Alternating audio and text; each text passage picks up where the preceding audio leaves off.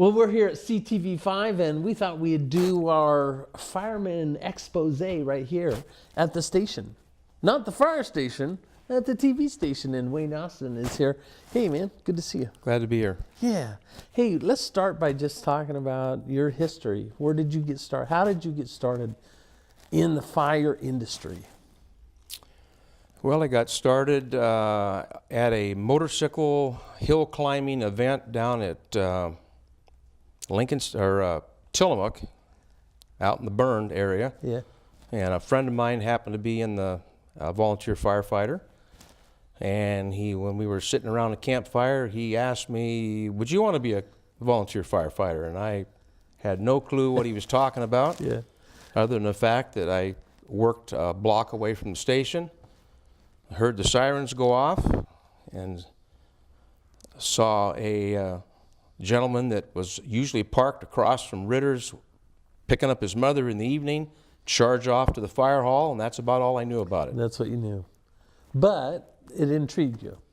Yes, To a point. it was something that I thought it would be really fun to be a part of. So you joined up eventually. And So I joined up, actually the next week I joined up. well, We had to be, we didn't have to be sponsored, but it was kind of nice if somebody brought you in and introduced you to all the guys.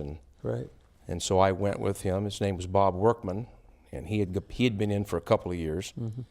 And so he introduced me to everybody, and looked like something to be a lot of fun to do. And Yeah. How old were you?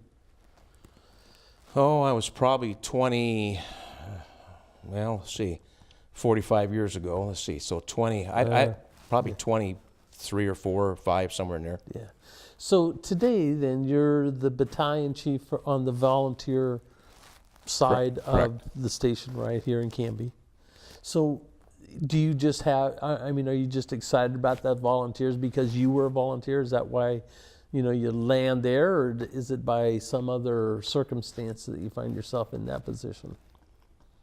Well, the history of the volunteers, we always had a volunteer battalion chief.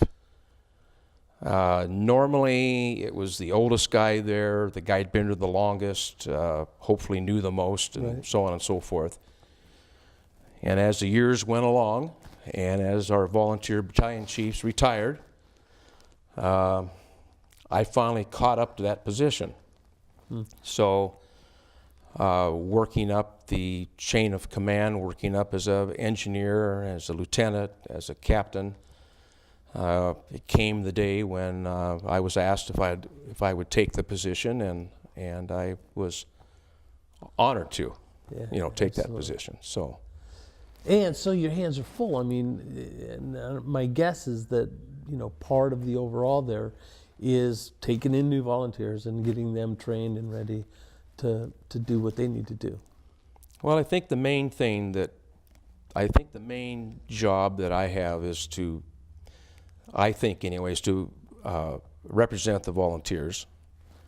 They can, they can come to me and ask questions, and I can go further if we need to. But we've got a good bunch of volunteers, and it's a good position to be in. I don't have to do a whole lot of things because most of the time they won't let me. I like to wash the engines, but they usually grab the brush out of my hand and say, "Chief, let me do that. Nice. You don't need to be doing this." That's good. So 45 years, though. You've been doing this for 45 In years. September, I joined in 1970. Crazy. So, but in the middle of that, then we turn it just a little bit. You've got Austin's Auto Body Shop, which is a whole nother part of your life. How did that ever happen? Well, I was working at the only body shop here in town. Yeah. And it's actually, it was called Ritter's Body Shop. I started there when I was a senior in high school. Was laid off for 2 days, Saturday and Sunday. And I got a call Sunday night to come back to work on Monday. I was there on a kind of an on-the-job training through the high school, and my time was up when I got out of high school.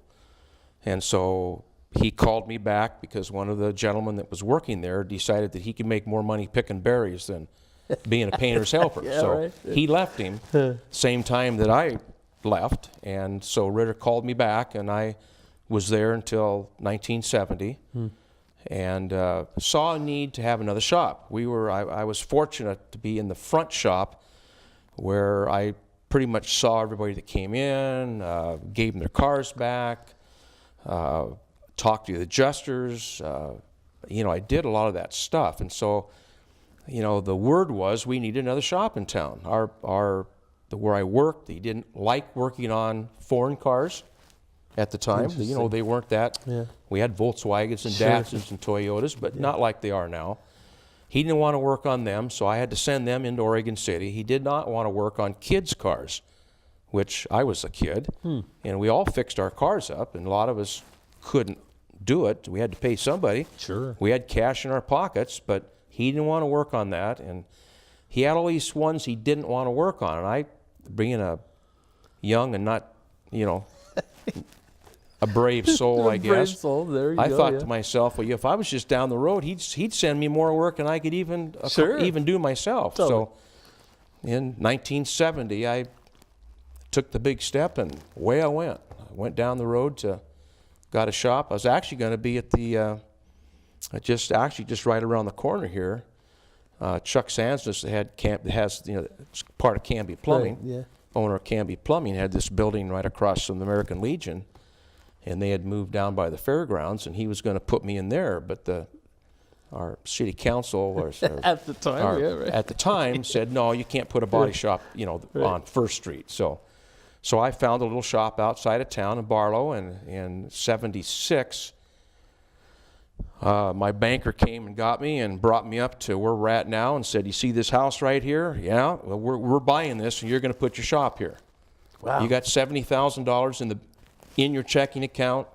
Buy this piece of property. House will be gone in 30 days, and you can put a shop up. My goodness. So that got me up to where it is now, and then, of course, everything else is history. We've been there a long, long time, and added on and added on and added on, and and fortunately today I'm retired. My son has bought the shop from me, so it's his shop now. I noticed you still have an office there. I have an office.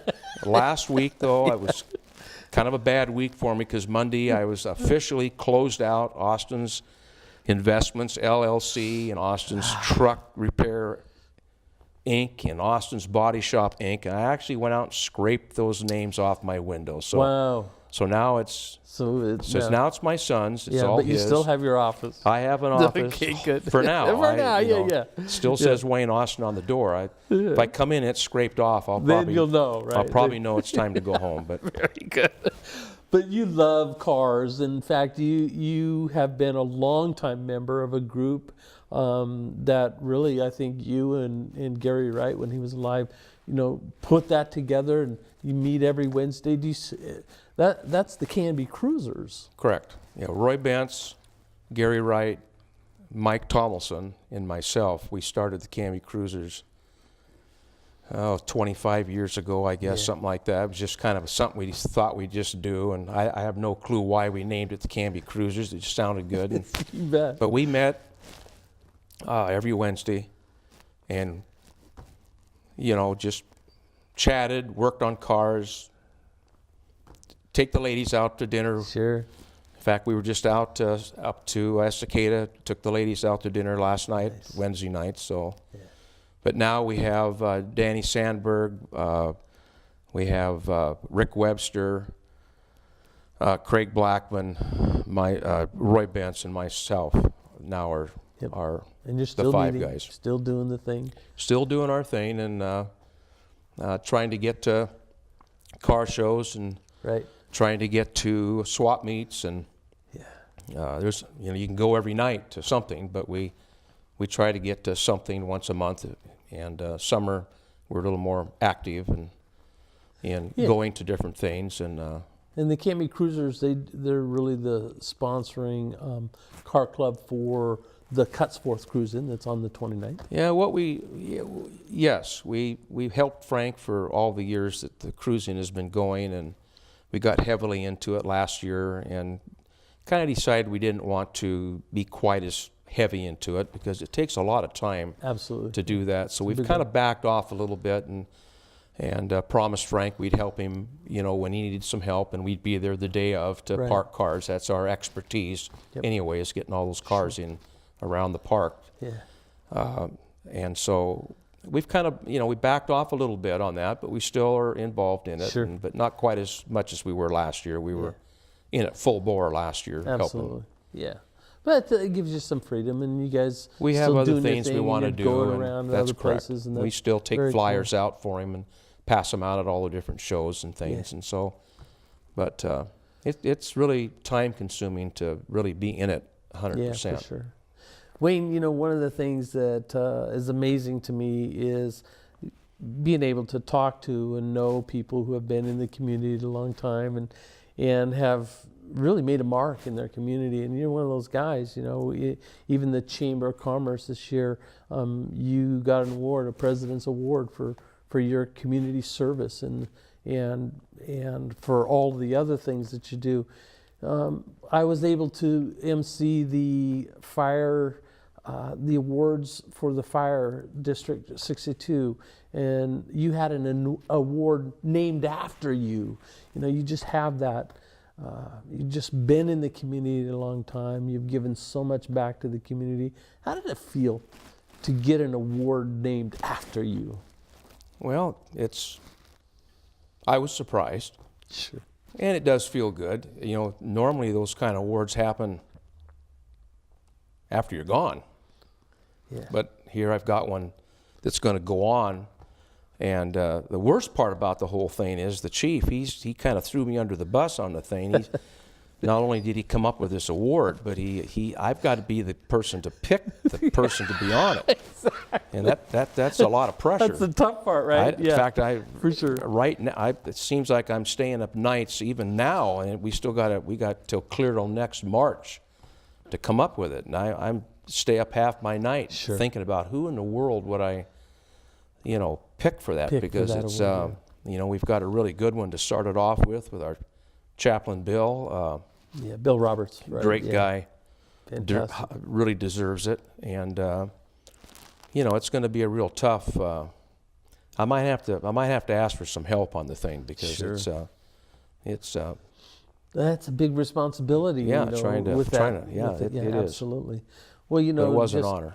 All of the things that you've done, and of course, you know, we as a chamber, you know, recognize all of the work and the dedication to the community and to businesses, and obviously a huge dedication to the protection of our citizens, the safety of our citizens, you know, working with the volunteers at the fire station. And, you know, we can't tell you how much that's appreciated. You know, it's an amazing thing. Thank you. You know, we just want to honor you and have a little time with you and chat with you a little bit. And so appreciate you stopping by the station here and taking your time to do that. Thank you. Yeah. Wayne Austen, a fantastic man. And Wayne, thank you again. We appreciate you very much. My pleasure.